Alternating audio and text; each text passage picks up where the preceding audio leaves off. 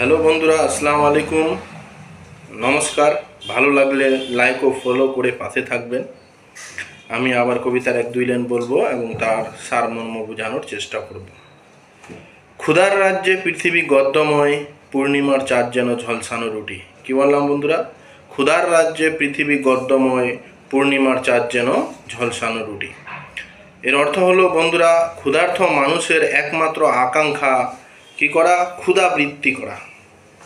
আর সব কিছুর মধ্যেই সে ক্ষুধা নিবৃত্তির কথা ভাবে। সব কিছুর মধ্যেই সে কীভাবে ক্ষুধা নিবৃত্তির কথা ভাবে।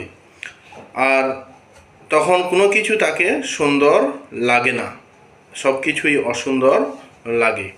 তাই পূর্ণিমার চাঁদ যতই সুন্দর হোক না কেন, একজন ক্ষুধার্ত মানুষের কাছে তা দেখে কবিতা লেখা সম্ভব নয়, কারণ তার ক্ষুধাটাই তখন প্রধান।